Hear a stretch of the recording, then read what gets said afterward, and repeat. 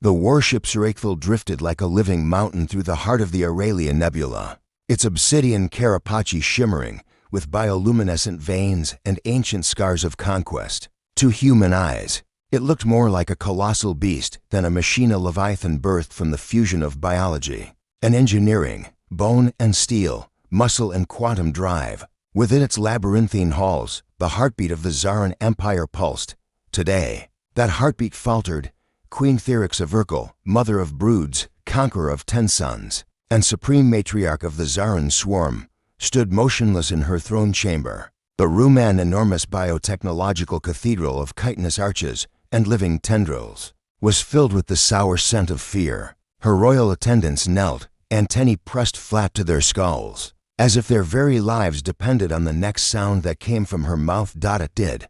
Before the throne, resting on a pedestal woven from crystalline nerve fibers, lay the most sacred artifact of the hive, the war carapace of Zrun, an ancient exosuit passed from queen to queen for over 7 millennia. It was not merely armor, it was a living extension of the monarch's will, a symbiotic being that bound itself to the queen's neural lattice and magnified her strength, speed, intellect, and command over the swarm. With it, Thyrexa was a god made flesh. Without it, she was just flesh, and the armor once pulsing with organic light and humming with psychic energy was broken. Fractures laced its dark surface like frost on glass. The chitin plating was dull and lifeless, its biocircuits silent. What should have been a low, rhythmic thrum was now an empty stillness. The war carapace had died. The chamber was so quiet one could hear the faint hiss of recycled air. Thyrex's wings flexed once, twice. When she spoke, her voice was low and controlled, yet every syllable dripped with lethal intent. "Explain." The chief biosmith trembled as he stepped forward. His translucent wings buzzed nervously. "Your Majesty." The carapace suffered catastrophic overload during the final neural integration cycle. Its lattice was already older than this ship, older than our current generation of bioforges. We do not have the knowledge to repair it. Thyrexa turned her gaze on him. Her multifaceted eyes reflected his terrified face 100 times over. "You do not have the knowledge," she repeated, each word slicing the air like a blade. "Why, yes. My queen, the ancient spore cores that sustain its consciousness have decayed beyond regeneration. The neural synapses are unresponsive. Attempts to graft new ones have resulted in failure. It is beyond. Thyrex's voice exploded through the chamber, a thunderclap that shook the very walls. "Beyond. Nothing is beyond the reach of the Zaran swarm." The biosmith collapsed into a heap of trembling limbs. The guards shifted uneasily, their claws twitching. No one dared speak. No one dared breathe. Thyrexa paced toward the dead armor. With reverence, she touched its surface. Once, it would have responded to her touch, opening its plates like petals to embrace her body. Now, it was cold as stone. Without this, she hissed softly, "I am vulnerable before the next cycle of war. The Terrans will see weakness. The swarm will see weakness." She turned sharply. "If this cannot be repaired, then my reign ends before the first shot is fired." The chamber remained silent. None of her people had an answer, but someone did. At the far edge of the chamber, restrained by the hulking guards, a small figure had been silent this entire time. He didn't kneel. He didn't bow. He didn't even flinch when the queen roared. He simply stood there, squinting at the broken armor with the practiced gaze of someone used to fixing impossible things. His name was Jax Teller, Terran-born, starship mechanic, and most recently, prisoner of war. He'd been captured 3 cycles ago, after his freighter stumbled into a Zaran raiding party. The swarm had planned to dissect him for research, but Thyrexa had seen something in his records years of work with quantum drives, nanoforges, and experimental AI systems. Instead of death, he was sentenced to labor in the hive's maintenance decks. He had spent weeks repairing their ships, months tuning their gravity wells, and in that time, he'd learned things about the Zaran. They were brilliant, but they were proud, so proud they'd rather declare something impossible than admit they needed help. He cleared his throat. "I might be able to fix it." The room went still. All eyes turned to the human. The guards hissed, tightening their grip on his arms. The biosmith chittered in outrage. Even the queen's gaze, sharp and lethal, fixed on him like a predator sizing up prey. "You dare speak, prisoner?" she hissed. "Yeah," Jack said, meeting her gaze without flinching. "You're talking about degraded neural synapses, collapsed biocircuitry, and a decayed power core. That's not death. That's just bad engineering." The guards shoved him to his knees. One raised a clawed weapon, but Therixa raised a hand. "No," she murmured. "Let him speak." Jax rubbed his wrists where the restraints dug in. "I've seen worse. Hell, I've fixed worse. Human tech, Zaran tech, it's all the same once you strip away the ego. If you give me access to your bioforge and your research records, I might be able to get it running again." Laughter erupted around the chamber, sharp, clicking, derisive. A human repairing the most sacred relic of the Zaran? It was absurd, blasphemous, but Therixa did not laugh. She stepped closer, towering over him, her shadow swallowing his small frame. "You believe you can repair this?" she asked, voice dangerously quiet. "This is not one of your primitive starships. This armor is older than your species." Jax smirked. "Then maybe it's time someone taught it a few new tricks." There was a pause long enough that he began to wonder if he'd gone too far. Then, slowly, Therix's mandibles parted in something that might have been a smile or a threat. "Very well, human," she said at last. "You will attempt your miracle, but know this: if you fail, I will peel the knowledge from your mind layer by layer and scatter your atoms into the void." Jax swallowed hard. "Fair enough, guards," the Queen commanded. "Prepare the forge. Give this mechanic what he needs." As they dragged him away, Jax glanced back at the broken armor. Once, it had been a symbol of terror and unstoppable force worn by a being who could end civilizations. With a gesture, now it was just a machine, and machines could be fixed. "I'll see you soon," he muttered under his breath, a spark of reckless confidence lighting in his chest. "And when I'm done, you'll be better than ever." Behind him, Queen Therixa stood silently before the war Carapace. For the first time in her reign, she felt something strange, something alien even to her ancient blood. It wasn't anger. It wasn't fear. It was hope. The forge at the heart of the Serathal was like nothing Jax had ever seen. He'd spent most of his life elbow-deep in ship guts, fuel lines, plasma conduits, worn-out fusion coils, but this was something else entirely. The Zaran forge was alive. The chamber pulsed and breathed around him, its walls a lattice of sinew and fiber, its machinery more creature than construction. Bioluminescent veins ran along the floors, carrying nutrient fluids instead of coolant. Clusters of translucent organ pods hung from the ceiling, each filled with squirming proto-organisms waiting to be shaped into tools or components. Every piece of technology here was grown, not built, and they expected him to work in this place. "Contain your disgust, human," hissed a voice behind him. Jax turned to find Thrixgala, the forge's chief overseer, staring at him with contempt. Her chitinous body gleamed under the forge's soft green light, her dexterous arms folded tightly across her thorax. "Not disgust," Jax said, setting down his tool case. "Just culture shock. My people don't usually build things that squirm when you pick them up." "Then perhaps you should go back to fixing your clumsy metal boxes," Thrixgala sneered. "This forge is no place for your crude methods." Jax ignored the insult and surveyed the space. He was being watched from every corner: guards with plasma staves, engineers with cold, multifaceted eyes, and surveillance tendrils snaking from the ceiling. He was a prisoner, a curiosity, and possibly a walking corpse if he failed. "Where's the armor?" he asked.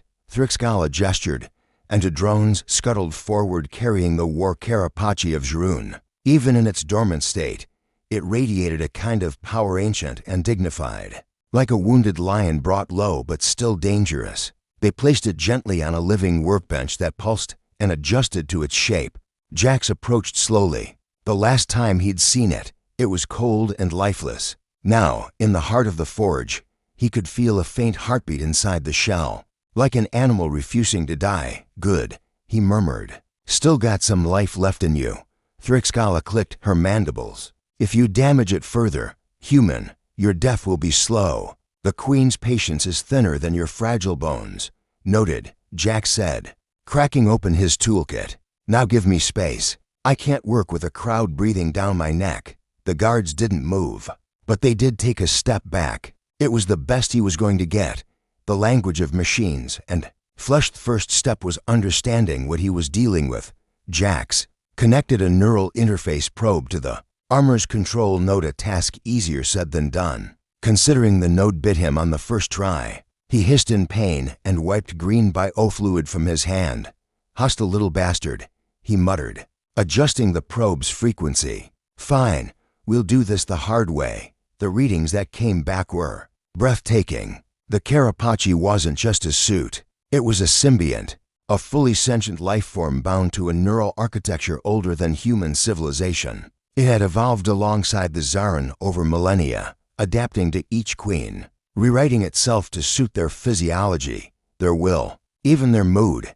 And it was dying because no one had listened to it. "You tried to graft new biosapses onto a decaying network," Jack said aloud, examining the damage. "That's like trying to fix a quantum processor with duct tape," one of the engineers hissed. "You dare insult the work of—" "Yeah," Jax cut him off, "because it's bad work, and bad work kills good machines."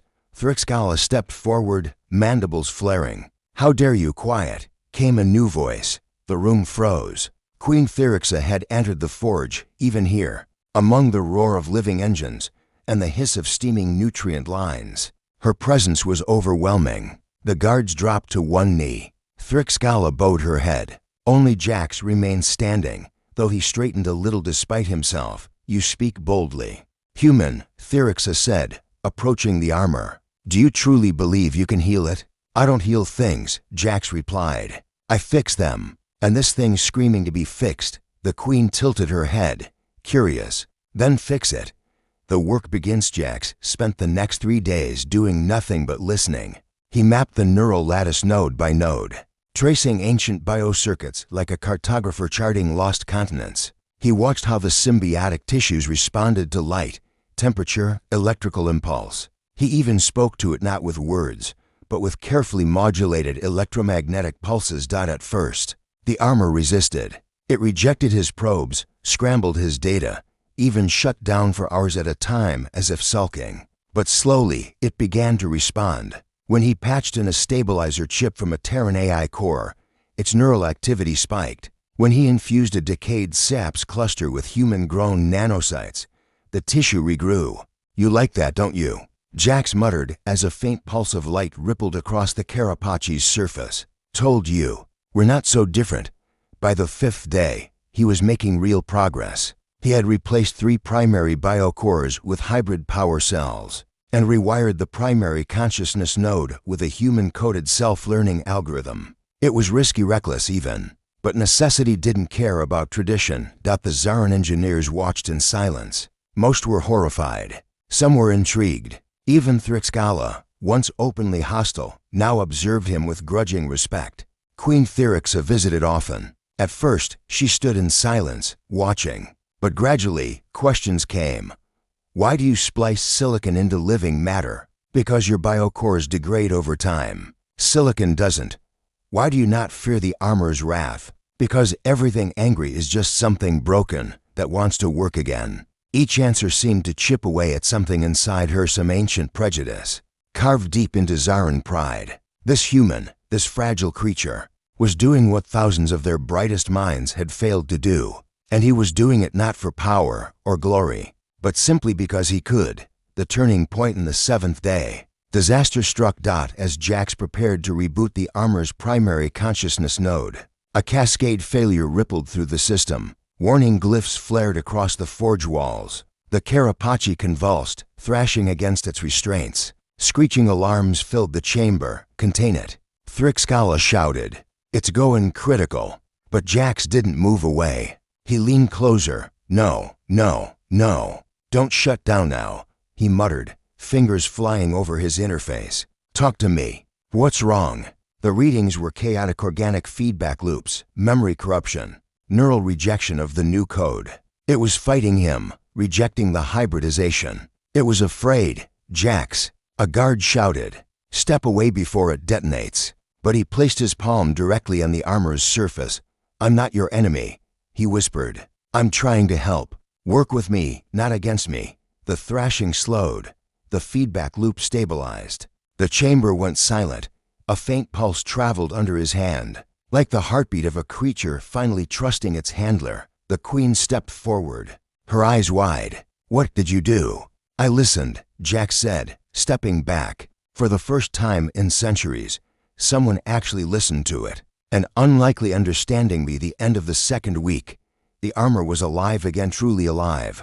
Its biocircuits hummed with renewed strength. Its neural lattice sparkled with new pathways. And the decayed spore core now pulsed with hybrid energy. It was stronger than before, faster, smarter. It was no longer purely Zarin or purely Terran. It was something new. Queen Therixa approached it with reverence. "You have done what we could not," she said softly. "You have restored the soul of our most sacred relic." Jack shrugged, wiping sweat from his brow. "Didn't restore it, just gave it a second chance." She studied him for a long moment. "Tell me, human, why do you help those who enslaved you?" Jax looked up at her, tired eyes steady. "Because broken things deserve a chance to be fixed no matter who they belong to." Therixa was silent for a long time. Then, almost imperceptibly, she nodded. That night, as Jax lay in his cell, the forge's lights dimmed, and the hum of the ship lulled him toward uneasy sleep. He was still a prisoner. The war between their species still raged beyond the nebula. But somewhere deep inside the hive ship, a piece of alien technology now beat with a human pulse. And for the first time, Jax wondered if maybe, just maybe, this war wouldn't end with one side's destruction. Maybe it would end with something new being built from the wreckage. The Seraphil quivered with tension. Its colossal biohull, alive with billions of living circuits and battle symbionts, thrummed as fleets mobilized across the void. Organic cannons awakened from hibernation. Hive drones were released into feeding bays. War chambers hummed with the collective thought of the Zarin swarm. An empire ready to devour. And at the heart of it all, in a chamber reserved for coronations and executions alike, Queen Therixa Verkal prepared for war.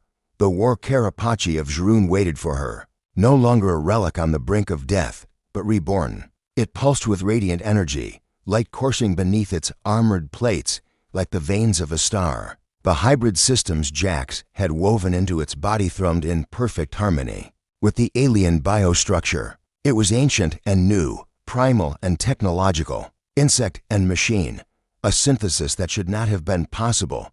Yet here it was, and now, with the Terran Republic's fleet on the march, it was time to put that impossible creation to the ultimate test. The shadow of war Terran fleet emerging from slipspace in Sector Varrock, reported a drone pilot, its multifaceted eyes flickering with tactical data. 17 dreadnoughts, 44 carriers, and over 100 strike cruisers. They will reach the nebular perimeter in 17 standard minutes.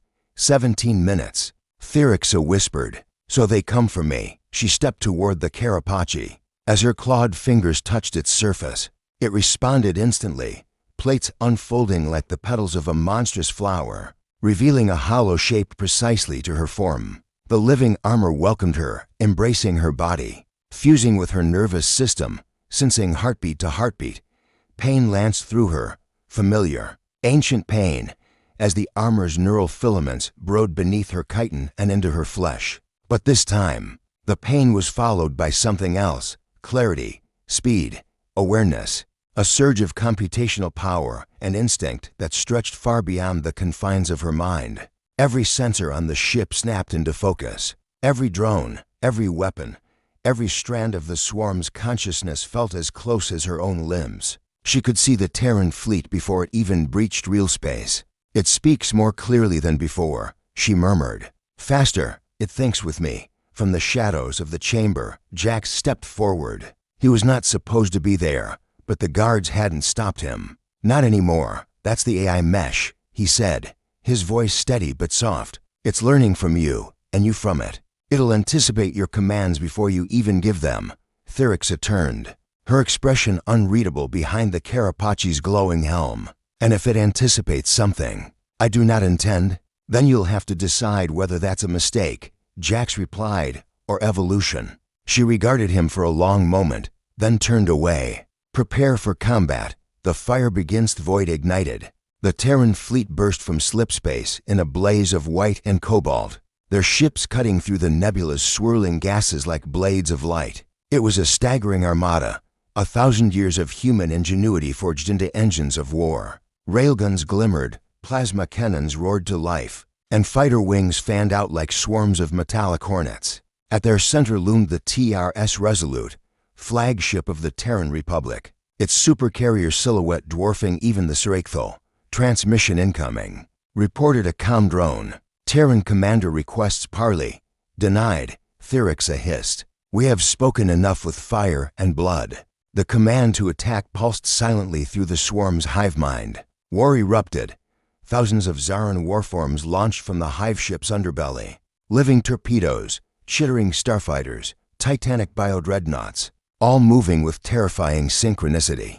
Plasma and bioplasma clashed across the void. Terran railguns shattered drone after drone, but for every one destroyed, 3 more emerged from the endless tide, and at the center of it all was Therixa. From her throne interface, she commanded the swarm with impossible precision. The hybrid Carapace amplified her reflexes, predicting enemy maneuvers before they happened. Fleets pivoted in perfect formation. Counterstrikes hit milliseconds after enemy volleys. She was not just fighting the war, she was dancing through it. On the command deck, Zaran generals watched in awe. She anticipates the enemy before they move, one whispered. She fights as if she sees the future, said another. She fights, Thrixgala murmured. Like a human, the breaking point, but even gods can bleed. Hours into the battle, the tide shifted. The Terrans unleashed a new weapon, the Aegis Lance. A directed energy superweapon capable of shearing through a hive dreadnought shielding. With a single shot, it tore through the swarm's second battle line, annihilating hundreds of ships in a single blinding blast. Queen, the swarm is faltering. Reinforce the flank. We can't. The Terrans are pushing into the heart of the formation. Therixa snarled. She could feel the desperation spreading through the hive mind, panic rippling like a virus. She needed a counterstroke. Something fast, something reckless. That's when the Carapace spoke. Not in words, but in impulse. A tactical suggestion born of machine logic and alien instinct. A maneuver so audacious it bordered on madness. It wanted her to split the fleet, to feign retreat, then launch a concentrated counterattack deep inside the enemy's formation. It would leave her vulnerable. It could mean annihilation, but it could also mean victory. Do it, Jax's voice whispered in her ear, though he was far away, watching from the observation deck. Trust it. Trust yourself. For a heartbeat, the Queen hesitated. Then, with a pulse of thought, she gave the order. Queen and Machineth Seraphil pivoted and fell back. The swarm scattered. To the Terrans, it looked like a rout, the hive retreating in chaos. They surged forward, pressing the advantage, eager to end the war in one decisive blow. And that's when the trap snapped shut. From the nebula's swirling gases, hidden fleets emerged, Zaran carriers that had lain dormant, waiting. They cut through the Terran rear guard like knives. The scattered swarm reformed in seconds, encircling the enemy. Therixa led the charge. The Carapace burned with radiant light, as she transmitted commands faster than any Zaran queen before her. Drone swarms danced around railgun fire. Boarding tendrils pierced Terran hulls before their shields could realign. Plasma storms rained upon the Resolute, crippling its engines. The Terran flagship shuddered. The once mighty fleet began to crumble, and amidst the chaos, Therixa felt something she had never felt before. Not conquest, not dominance, but joy. The Carapace wasn't just obeying her. It was fighting with her. The two of them, Queen and Machine, were no longer separate entities. They were one. The aftermath 3 hours later. The Battle of Varrock's Edge was over. The Terran fleet, what was left of it, limped back into slipspace, defeated but not destroyed. The Seraphil floated victorious among the wreckage, its hull scorched but unbroken. Across the hive, the swarm sang a chorus of triumph through the hive mind. In the forge chamber, far from the command decks, Jax stood alone, watching the tactical feed fade into silence. The impossible had happened. The Zaran had won a battle they were destined to lose, and they had done it not with overwhelming numbers or brute strength, but with adaptation, with change. The door behind him hissed open. Therixa entered, her armor still glowing faintly from battle. She regarded him silently for a long moment. "You did this," she said finally. Jax shook his head. "We did this. You, me, and that thing you're wearing." Therixa stepped closer. "It spoke to me," Jax tell her. "It fought with me. It thought with me. I do not know if I am still its master." "Maybe you're not supposed to be," he said. "Maybe you're supposed to be partners." Her gaze lingered on him, unreadable. "And if this partnership changes more than my armor? If it changes us?" Jax smiled faintly. "Then maybe that's not such a bad thing." For the first time in centuries, the alien queen said nothing. She only stood there, staring at the human who had given her more than just victory. He had given her a glimpse of a future neither of them could have imagined. A future where enemies might become allies, where war machines might learn to evolve, and where the greatest strength lay not in dominance.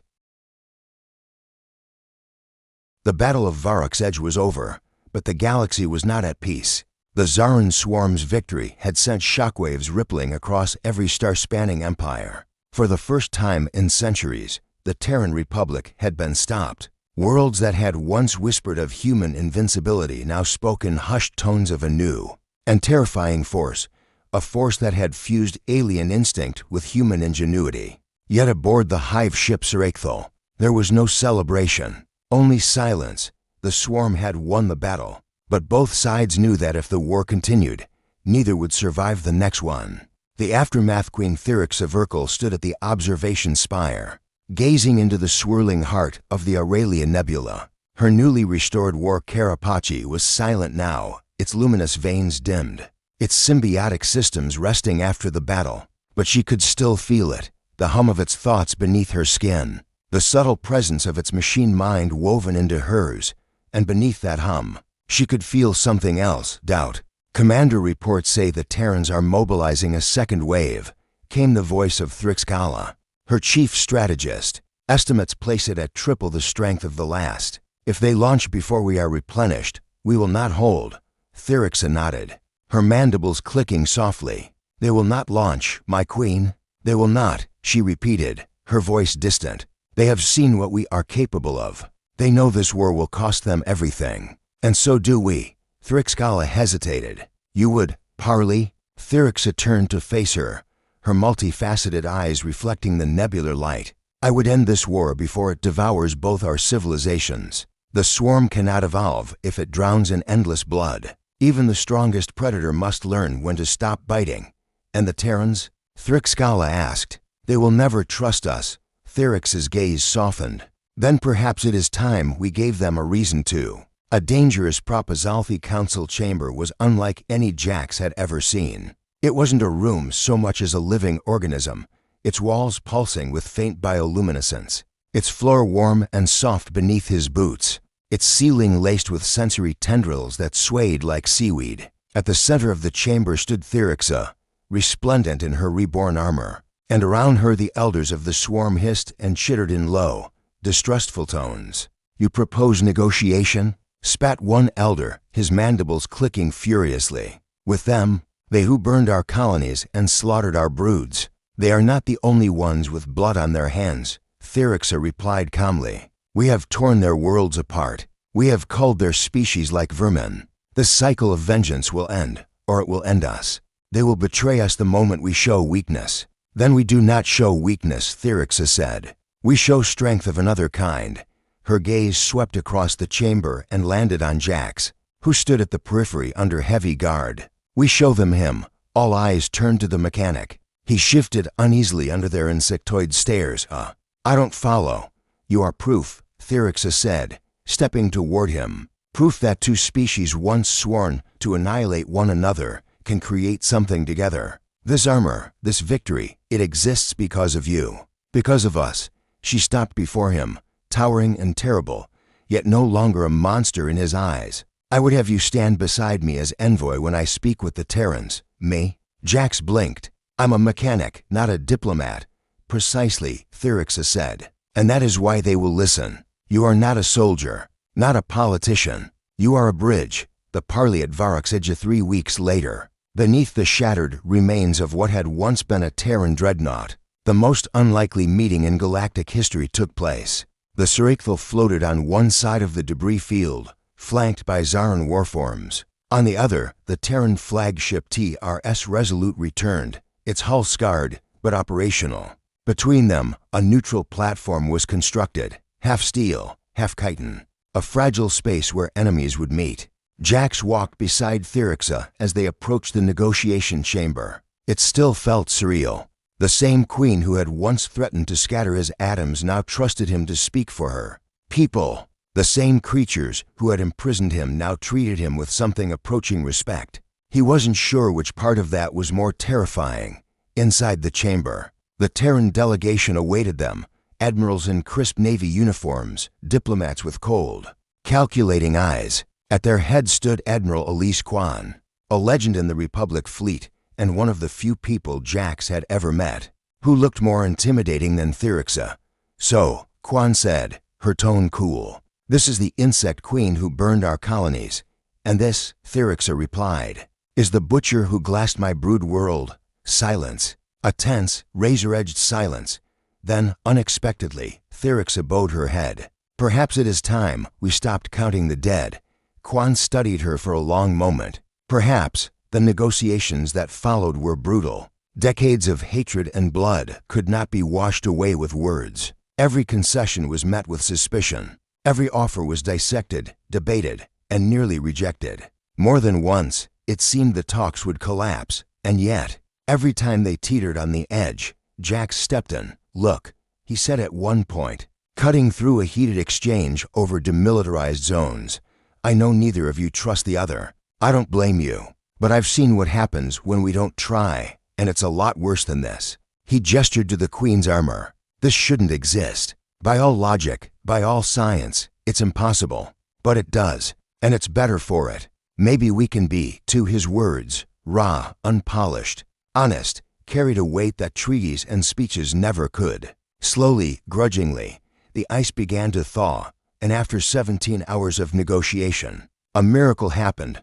The war ended. The Accords of Varrock's Edge were signed, a ceasefire, a promise of cooperation, a blueprint for coexistence. It wasn't peace, not yet, but it was the first fragile step toward it, a choice of futures days later. The hive ship prepared to depart. The swarm would return to its home systems to rebuild. The Terrans would do the same. The galaxy, for the first time in centuries, would breathe out in a quiet chamber overlooking the nebula. Therixa found Jax alone, staring into the endless stars. "You did it," she said. "No," he replied. "We did it." They stood in silence for a while, watching the gas clouds swirl. Finally, Therixa spoke again.